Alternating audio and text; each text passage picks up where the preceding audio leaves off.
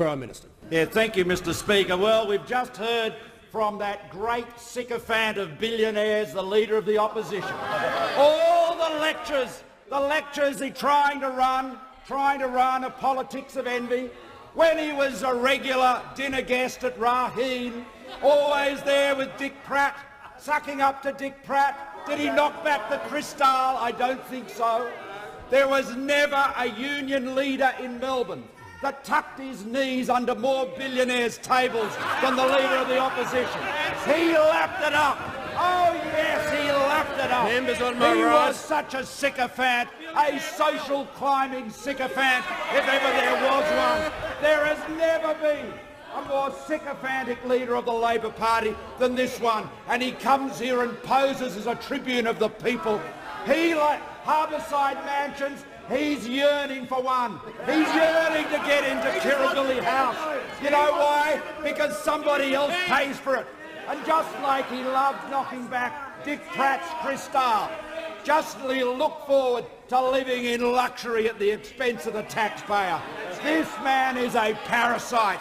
He has no respect for the taxpayer. He has no respect for the taxpayer any more than he has respect for the members of the Australian Workers' Union. He betrayed again and again. He sold them out. He sold them out. Some of the lowest paid workers in Australia, cleaners working at Clean Event, he sold out their penalty rates, and what did they get? They got nothing. But what did the union get? Cash money, payments. He sold them out in return for a payment to the union. That's what he did when he was their representative. And what does he do now? What does he do now as Leader of the Opposition? He is selling out the jobs of Australian workers. Every day he perseveres with his ludicrous policies on energy, which will have the result of further unsustainable increases in the cost of electricity. This is ideology. They call themselves the Labor Party. Well, Mr Speaker, manual labour's a Mexican bandit as far as they're concerned. Most of them have never done a day's work in their lives. I'm old enough to remember when the Labor Party's benches were filled with union officials who'd actually worked. Nowadays, look at the serried ranks of apparatchiks and political hacks. That is totally out of touch with the men and women they claim to represent. Now, Mr Speaker, this social climbing sycophant, this would-be tribune of the people, complains about cuts to company tax. Well, let me tell you, Mr Speaker, it's pretty straightforward. If you want more investment, and we do, then you want to increase the return on investment. You want to lower company tax. And that has been the consistent policy of governments of both political persuasions for many years. And in terms of consistency, let's have a look at what the Leader of the Opposition used to say about it. In 2012, he said right here, as Australia is buffeted by economic events overseas, we understand that lowering corporate tax assists the creation of jobs. Lowering corporate tax assists the creation of jobs. And the social climber, warming to the occasion, went on to say, what can be more important in this country than the creation of jobs? I reckon he probably talked about that with Dick Pratt and Solly Lew and Lindsay Fox and all the other billionaires he likes sucking up to in Melbourne on their corporate jets. Or did he give them the sort of the blast of the sort of the good, you know, attack on the rich, down with anyone that's got a quid? Did he give them that? I don't think so, Mr Speaker, you know. No, I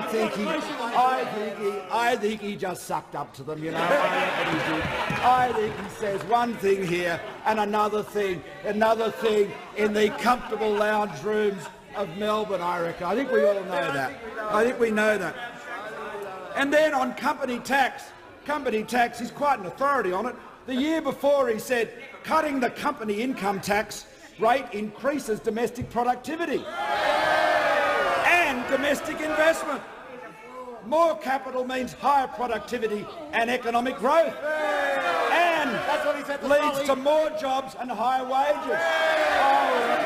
I reckon he said that. I reckon Dick probably broke out an extra bottle of Cristal, wouldn't you say, for that? They would have all been very pleased when to hear that. They'd say, you know, he's not like some of those other Labor people. He's really one of us. He's sort of, you know, he's really on side. He's really on side. But now, of course, he's a wholly owned subsidiary of some very left-wing unions, and he has shifted, and he will say whatever suits his purpose from day to day. No consistency, no integrity. This sycophant, this simpering sycophant, blowing hard in the House of Representatives, sucking hard in the living rooms of Melbourne. What a hypocrite. And you know, Mr. Speaker, more than that, it's more like 4 out of 5 every Australians are employed in the private sector. And they are the businesses, large and small, that need to invest, and the more they invest, the more they employ. It's pretty simple.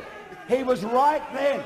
He was right in 2011 and 2012, but now the sycophant is wrong. This sucker up in Melbourne, billionaire's friend to then, but now the great radical tribune, the great radical advocate of the people. Give me a break, Mr. Speaker. This bloke has no consistency, no integrity. He cannot be believed. He says he's against 457 visas. Well, he knows more about 457 visas than anyone. He is the Olympic champion. He expanded the categories dramatically. He opened wide the door as the same, following on his triumph of selling out the workers at Clean Event, selling out the members of his own union in return for a backhander paid to the union. He then let in, opened the doors as wide as he could. And he wants to talk about political donations. Well, let me say this, Mr. Speaker. Just remember this. It took 7 years and a Royal Commission for him to disclose a $40,000 political donation. Mr. Speaker, the Labor Party cannot be trusted with economic management. It cannot be trusted with jobs. It cannot be trusted to deliver the opportunity and the security Australian families deserve.